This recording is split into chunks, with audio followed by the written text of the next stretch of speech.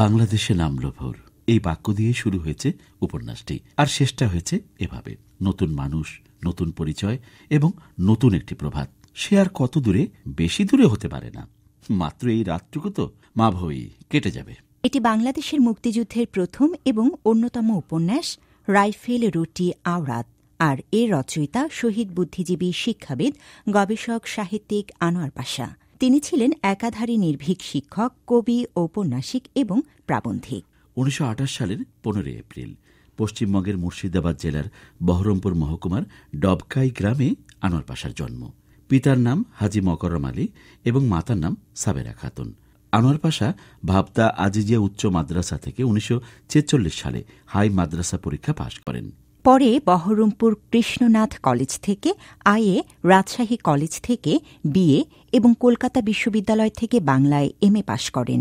Manikchak high মাদ্রাসার superintendent হিসেবে তিনি কর্মজীবন শুরু করেন। পরে বিভিন্ন স্কুল এবং পাবনা এডওয়ার্ড কলেজে শিক্ষকতা করার পর 1966 সালে ঢাকা বিশ্ববিদ্যালয়ের বাংলা বিভাগে প্রভাষক হিসেবে যোগদান করেন এবং আমৃত্যু সেখানেই কর্মরত ছিলেন। তাঁর সাহিত্য জীবনের সূচনা ছাত্রাবস্থায়।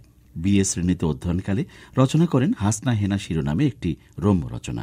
আনোয়ার পাশার উল্লেখযোগ্য সাহিত্যকর্মের মধ্যে রয়েছে উপন্যাস নির্সন্ধানী, নিশুতি রাতের গাথা এবং রাইফেল রুটি আওরাত।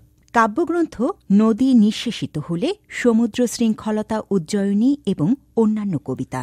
গল্পগ্রন্থ নিরুপায় হরিণী। সমালোচনা গ্রন্থ সাহিত্য শিল্পী আবুল ফজল এবং রবীন্দ্র ছোটগল্প সমীক্ষা। তাঁর সাহিত্যকর্মে গভীর দেশাত্মবোধ, মননশীলতা এবং প্রগতিশীল ও অসাম্প্রদায়িক চিন্তা চেতনার পরিচয় পাওয়া যায়। বাংলাদেশের মুক্তিযুদ্ধের পটভূমিতে রচিত তাঁর বিখ্যাত উপন্যাস রাইফেল রুটি আওরাত মুক্তিযুদ্ধের একটি প্রামাণ্য দলিলও বটে। জীবনের ঝুঁকি নিয়ে তিনি এটি রচনা করেছেন। তিনি স্বাধীন বাংলাদেশের স্বপ্ন দেখতেন, কিন্তু তাঁর স্বপ্নের বাস্তব রূপায়ণ তিনি দেখে যেতে পারেননি। 1971 সালের 14 ডিসেম্বর আলবদর বাহিনীর একটি দল তাঁকে বিশ্ববিদ্যালয়ের বাসা থেকে চোখ বেঁধে নিয়ে যায় এবং মিরপুর বুদ্ধিজীবী স্মৃতিসৌধের কাছে হত্যা করে।